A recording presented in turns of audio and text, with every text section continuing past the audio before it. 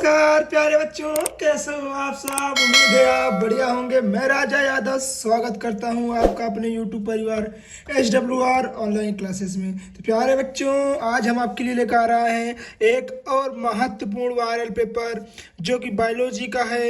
यह 2023 का model paper, viral paper, और कह सकते हैं कि यह आपके प्रीवियस ईयर पेपर हैं। ठीक है जो कि 348 CL नंबर, यहाँ देखिए ये कोड है CL 348 CL, ये कोड है। ठीक है, तो जैसे कि आपको पता है प्यारे बच्चों, इस पेपर से अगर आप कर लेते हैं तो आपका 70 आउट ऑफ, कह सकते हैं 70 out of 65 plus he number आएगा। हमारा खुद 65 प्लस नंबर आया है बोर्ड एग्जामिनेशन में, क्योंकि प्यारे बच्चों आपको हम बता दें, जो पढ़ाएंगे वही फंसेगा और बाहर से कुछ भी नहीं आएगा। ये सारी गाइडलाइंस तो आपको पता ही होगी, हम इतनी वीडियो पढ़ा चुके हैं कि आपको सब कुछ पता हो गया होगा क्या क्या पूछा जाता है। तो आइए शुरू करते हैं क्वेश्चन, जो कि हमारे बोर्ड एग्जामिनेशन में बहुत महत्वपूर्ण है। इस साल जो क्वेश्चन पूछे गए थे वो बहुत अच्छे क्वेश्चन बने थे। तो आज हम देखेंगे एक और महत्वपूर्ण viral paper, viral model paper. ठीक है प्यारे बच्चों, तो आइए शुरू करते हैं। समय न व्यतीत करते हुए शुरू करते हैं बहुविकल्पी प्रश्न, जो कि हमारा 10 नंबर का रहेगा। ठीक है, 10 नंबर का रहेगा। क्या कह रहा है, 1 नंबर, सही विकल्प चुनकर अपनी उत्तर पुस्तिका में लिखिए। तो सही उत्तर चुनना है और उसे कहाँ लिखना है, अपनी उत्तर पुस्तिका में लिखना है।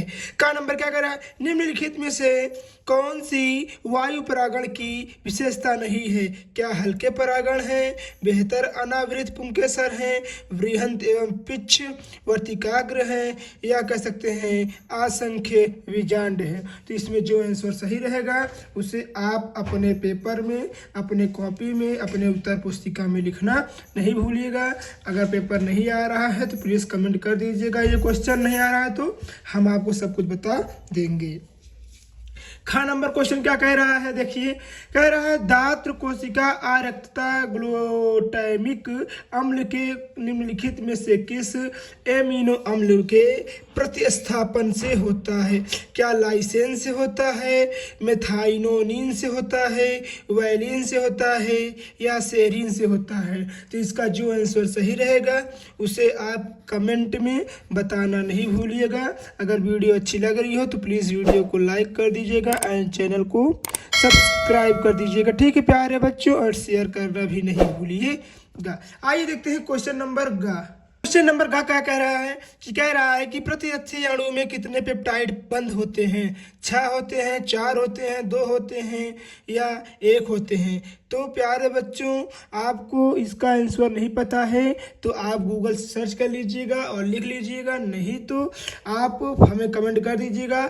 इसका पूरा हम इस सोल्यूशन लेकर आएंगे, क्योंकि अगर आप गूगल से ढूंढ कर लिखे रहेंगे या किताब से ढूंढ कर लिखे रहेंगे तो आपको लॉन्ग टाइम यहाँ तक यह आंसर याद रहेगा। घ नंबर देखिए क्या कह रहा है, बायोरिएक्टर में वृद्धि के लिए कायम रखने वाली अनुकूलतम परिस्थितियों में निम्नलिखित में से कौन सी नहीं है। तो नंबर 1 तापमान, 2 विटामिन, 3 लवण, 4 उपरोक्त में से कोई नहीं। तो इसका जो आंसर सही रहेगा उसे आप कमेंट जरूर करिएगा। ठीक है, अब आइए देखते हैं क्वेश्चन नंबर 2 का नंबर क्या कह रहा है, ऑक्सैलिक और कोमेलाइना कौन से 2 प्रकार के पुष्प उत्पादन करते हैं, उसका नाम बताइए। तो प्यारे बच्चों, ये बहुत शॉर्ट आंसर है। देखिए आधा नंबर का है, आप इतना लिख देंगे कि ऑक्सैली और कोमेलाइना में से 2 प्रकार के पुष्प का उत्पादन करते हैं। तो इसका इतना लिख देंगे तो 1 नंबर मिल जाएगा, आधा नंबर मिल जाएगा। और उसका नाम बता देंगे तो आपको आधा मिल जाएगा, नहीं 1 नंबर का पेपर ये हो जाएगा। ठीक है, खा नंबर देखिए क्या कह रहा है, फ्रेडरिक ग्रिफिथ ने किस जीवाणु के प्रयोग अपने शोधन में किया था। उस जीवाणु द्वारा जनित रोग का नाम भी बताइए। तो जो फ्रेडरिक ग्रिफिथ जी थे, इन्होंने अपने कह सकते हैं कि जो प्रयोगशाला में चूहों के ऊपर शोध किए थे, जिसमें प्रथम पीढ़ी पर तो कुछ प्रभाव नहीं हुआ, परंतु जब सेकेंड पीढ़ी आई तो उसमें जो घरेलू चूहा था वो मर गया था। ठीक है, ये बस इतना लिख दीजिएगा, आपको मिल जाएंगे पूरा 1 नंबर। ग नंबर क्या कह रहा है, स्त्री जनन तंत्र में अंडोत्सर्ग के पश्चात अंडाशय से उत्सर्जित अंडाणु के संग्रह में उत्तरदायी भाग का नाम बताइए। जो अंडाशय से देखिए, जब जो अंडा होता है उत्सर्जित होता है तो अंडाणु में संग्रह में उत्तरदायी भाग कौन होता है। तो आपको बस इतना लिख देना है और आपको मिल जाएंगे पूरे के पूरे 1 नंबर। मेंडल के वंशागति सिद्धांत किन कारणों से 1900 तक अज्ञात रहा, किन्हीं दो को बताइए। देखिए हम बता दे रहे हैं इसको आपको। नंबर 1, ये मैथमेटिक का प्रयोग किए थे। किसका? मैथमेटिक का प्रयोग किए थे। नंबर 2, इन्होंने अपने जो ये सिद्धांत था इनका, इन्होंने मैथमेटिक का प्रयोग किया। नंबर 1, इस कारण भी विफल हुआ था। नंबर 2, प्यारे बच्चों, उन्होंने ना अपनी पूरा कह सकते हैं कि जो इनका सिद्धांत था, इनका मतलब खोज थी, उन्होंने ना तो मैगजीन में निखरवाई थी ना तो पेपर में, मतलब ज़्यादा इन्होंने अपने मतलब कह सकते हैं कि अपने आप अपने गुप्त रूप में किए थे। ठीक, यही कारण है कि इनका 1900 में जो सिद्धांत था वंशागति का वो विफल हो गया था। देखिए आंसर कितना सरल था। देखिए ड नंबर क्या कह रहा है, अंगा नंबर कह रहा है नत्रजन स्थितीकरण के लिए उत्तरदायी किन्हीं दो साइटोबैक्टीरिया का नाम लिखिए। तो नाम बताइए किसका? नत्रजन के स्थितीकरण के उत्तरदायी 2 साइनोबैक्टीरिया का नाम बताइए। तो हमें उम्मीद है प्यारे बच्चों आप बहुत इजीली बता देंगे। तीसरा नंबर देखिए, का नंबर क्या कह रहा है, मटर के लंबे पौधों के जीनोटाइप निर्धारण में किस प्रकार का संकरण किया जाता है, व्याख्या कीजिए। तो एक होता है प्यारे बच्चों जीनोटाइप और एक होता है फिनोटाइप। जो आंतरिक संरचना के बारे में बताता है वो होता है जीनोटाइप और जो बाहरी संरचना के बारे में बताता है वो होता है फिनोटाइप। ठीक है, तो प्यारे बच्चों उम्मीद है आपको क्वेश्चन बहुत अच्छा लग रहा होगा। वीडियो अच्छी लग रही हो तो प्लीज़ वीडियो को लाइक एंड सब्सक्राइब करते चलिएगा। सह विलुप्तता की व्याख्या कीजिए। तो बहुत शॉर्ट आंसर है, जितना ये स्पेस दिया है बस इसका आंसर इतने में है, जितना ये स्पेस दिया है तो आप इतना लिख देते हैं तो आपको मिल जाते हैं पूरे 2 नंबर। प्रतिरक्षी अणु की संरचना का केवल चित्र बनाइए। प्रतिरक्षी अणु की संरचना यानी जो कह सकते हैं अपनी जो प्रतिरक्षा करता है। प्रतिरक्षा मतलब जैसे कि हमारे शरीर में बुखार हो गया तो पहले वो लड़ता है, जब बैक्टीरिया कीटाणु से लड़ता है, जब हार जाता है तभी हमारे शरीर में कह सकते हैं उपपचयी क्रिया होती है, जिसके कारण हमें पता चल जाता है कि हमें बुखार हुआ है, जुकाम हुई है या सर दर्द कर रहा है। बस यही होता है प्रतिरक्षी अणु। घ नंबर क्या कह रहा है, लायक प्रचालेक ओपेरॉन जिसको बोलते हैं में जेड एवं वाई जीन किस एंजाइम का कूटलेखन करते हैं, उनके कार्यों का उल्लेख कीजिए। तो इसको आप लिख दीजिएगा, आपको मिल जाएंगे पूरे के पूरे 2 नंबर। देखिए अंगा नंबर देखिए, जैविक जिसको बोलते हैं कार्बनिक खेती पर टिप्पणी लिखिए। देखिए प्यारे बच्चों, कार्बनिक खेती वह होती है जिसमें हम कह सकते हैं कि रासायनिक उर्वरक का प्रयोग न करके जैविक खेती, जैसे सड़े गले पेड़ पौधे हो गए, गोबर हो गया जिसको हम पास बोलते हैं, उसका उपयोग करके ही हम जैविक खेती करते हैं। यही हो गया हमारा आंसर और मिल जाएंगे हमको पूरे के पूरे 2 नंबर। अब आइए देखते हैं क्वेश्चन नंबर 4। आइए देखते हैं प्यारे बच्चों क्वेश्चन नंबर 4, आभासी फल एवं वास्तविक फल में अंतर। तो प्यारे बच्चों इसको हमने करवा दिया है, आप नीचे डिस्क्रिप्शन या प्ले लिस्ट में जाकर आप वहां पर अवश्य देख लीजिएगा। ठीक है, और क्या कह रहा है, सेब किस प्रकार की कोटि का फल होता है और क्यों। तो सेब प्यारे बच्चों बता दें हम आपको, सेब एक असत्य फल होता है। असत्य फल होता है क्योंकि इसका निर्माण बीज के द्वारा न होकर कैसे होता है, बीज के द्वारा पुष्पासन से होता है। इसी प्रकार से यह असत्य फल कहलाता है। देखिए बीच बीच में हम आपको आंसर बताते चलेंगे क्योंकि आपको करने में कठिनाई न हो और आपको आंसर भी पता चलता रहे। मेंडल ने अपने प्रयोग में मटर के पौधे का चयन क्यों किया था। तो प्यारे बच्चों हम आपको इसको बता दे रहे हैं। ठीक है, आपको तीन नंबर का है, यहाँ देखिए 3 नंबर का है और हम आपको 3 अंतर बता दे रहे हैं। मेंडल ने अपने पौधों में मटर का प्रयोग इसलिए किया था क्योंकि एक साल में उसकी कई पीढ़ियों की खोज की जा सकती थी, नंबर 1। नंबर 2 प्यारे बच्चों, उसको आपस में क्रॉस कराना इजी था। ठीक है, नंबर 3 प्यारे बच्चों ये है कि वो ज़्यादा लंबे कह सकते हैं बड़े नहीं होते थे। बस देखिए ये 3 कारण लिख देंगे और आपको मिल जाएंगे पूरे के पूरे 3 नंबर। हम आपको बीच बीच में आंसर बताते चलेंगे कि आपको कठिनाई ना हो पेपर करने में। ग नंबर क्या कह रहा है, विडोलित हौज रिएक्टर की व्याख्या कीजिए। थी बहुत इजी क्वेश्चन है। फिर क्या कह रहा है, घ नंबर संभार तंत्र विधि की व्याख्या कीजिए, समीकरण सहित कीजिए। तो इसको आप कर लीजिएगा, उम्मीद है आप कर लेंगे। और हमें अगर नहीं कर पाएंगे तो हमें ज़रूर बता दीजिएगा कमेंट करके, हम आपको इसको पूरा सोल्यूशन देंगे। 5 नंबर का नंबर देखिए क्या कह रहा है, अंड जनन के व्यवस्थात्मक चार्ट का आरेखित निरूपण कीजिए। तो जो अंड जनन है इसको हमने करवा दिया है, आप देख लीजिएगा। एक मादा जनन करवा दिए हैं और एक नर जनन करवा दिए हैं। तो नर जनन में ही अंड जनन आता है, उसी को इसको हम करवा दिए हैं, ठीक है। सॉरी, मादा जनन में आता है अंड जनन, इसको हमने करवा दिया है। तो आप जाकर नीचे देख सकते हैं। ख नंबर में क्या कह रहा है, सक्रिय प्रतिरक्षा एवं टीकाकरण पर संक्षिप्त टिप्पणी लिखिए। देखिए, ऐसी प्रतिरक्षा तंत्र जो हमारे शरीर में प्रतिरोधकता, मतलब कह सकते हैं कि जब कीटाणु आते हैं या कह सकते हैं वायरस आते हैं तो सक्रिय होकर उन्हें मार देती है, उसे ही बोलते हैं सक्रिय प्रतिरक्षा तंत्र। अब प्यारे बच्चों, टीकाकरण आप लिख लीजिएगा, आपको मिल जाएंगे पूरे 3 नंबर, ठीक है।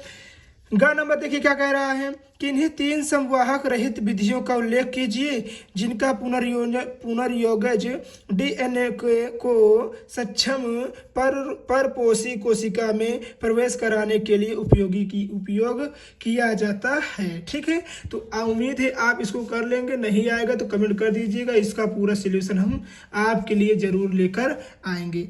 घ नंबर देखिए क्या कह रहा है, प्रकाश जंतु और पौधों के वितरण को किस प्रकार प्रभावित करता है। देखिए, जो प्रकाश होता है वो जंतु और पौधों को किस प्रकार प्रभावित करता है, उदाहरणों सहित बताइए। तो प्यारे बच्चों, इसको आप कक्षा 6 से पढ़ते आ रहे हैं कि प्रकाश जो होता है, प्रकाश से जो पौधा होता है, पौधा भोजन प्राप्त करता है और पौधों कौन खाता है, जंतु खाता है। तो ये एक प्रकार के आपस में साइकिल बनाते हैं। ये देखिए, यही आपको लिख देना है, आपको मिल जाएंगे पूरे के पूरे 3 नंबर, ठीक है। देखिए, अब 6 नंबर प्रश्न देखिए। 6 नंबर प्रश्न में क्या कह रहा है, वर्धान पिता, मतलब मान लीजिए कोई रोगी पिता है जिसको वर्धानता रोग से ग्रसित है कि सामान्य पुत्री का विवाह सामान्य पुरुष से होने पर वर्धानता के वाहक की संभावना उसके पुत्र में क्या होगी, वंशावली चार्ट सहित व्याख्या कीजिए। ये आंसर बहुत ही अच्छा है, बहुत ही कह सकते हैं लाजवाब है। आप कमेंट कर दीजिएगा और मैं प्यारे रसगुल्लों के लिए इसको ज़रूर से ज़रूर करूँ, क्योंकि ये 3 नंबर का क्वेश्चन बनता है हमारे बोर्ड एग्जामिनेशन में। ख नंबर देखिए क्या कह रहा है, जानवरों जिसको हम मवेशी बोलते हैं और सुअरों को मारकर उनके अग्नाशय, जिसको हम बोलते हैं, पता है क्या बोलते हैं, जिसको हम बोलते हैं चर्बी। अग्नाशय से ही चर्बी मिलती है। अग्नाशय से प्राप्त इंसुलिन, जिसको हम चर्बी बोलते हैं, देखिए इंसुलिन बोले ना, इंसुलिन के किन्हीं 3 कमियों का उल्लेख कीजिए। तो आपको इसके बारे में लिखना है और उम्मीद है आप लिख लेंगे, ठीक है। अब आइए देखते हैं ग नंबर, स्वस्थानीय, जिसको हम बोलते हैं इन सीटू, एवं बाह्य स्थानीय, जिसको बोलते हैं एक्स सीटू संरक्षण पर टिप्पणी लिखिए।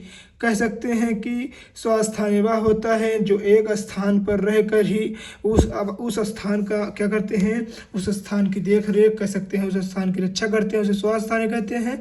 उसी प्रकार बाह्य स्थानीय भी होता है। घ नंबर देखिए क्या कह रहा है, स्पर्धा एवं परजीविता की 2 उदाहरणों सहित व्याख्या कीजिए। तो इसको उम्मीद है इसको भी आप लिख लेंगे। देखिए, आप विस्तृत उत्तर लॉन्ग क्वेश्चन जिसको हम बोलते हैं, और ये रहेगा पूरे 5 नंबर का, ठीक है। प्यारे बच्चों, बहुत अच्छा क्वेश्चन है, बहुत अच्छे नंबर इससे आते हैं। 7वां नंबर देखिए क्या कह रहा है, निम्नलिखित में से किसी 2 का विभेद करना है, मतलब 2 के बारे में अंतर। ये देखिए, अंतर वाले प्रश्न आ गए ना, हम आपको अंतर वाले कितने प्रश्न करवा दिए हैं। आप नहीं देखे हैं तो नीचे डिस्क्रिप्शन में आपको वीडियो मिल जाएगी या प्लेलिस्ट में जाकर देख लीजिएगा। बीज पात्राधार एवं बीज पत्रोत्पारिक, जिसको लिखना, इसके बारे में अंतर करना है, या परिभूण पोष एवं कल फल भित्ति पोष, इसके बारे में लिखना है।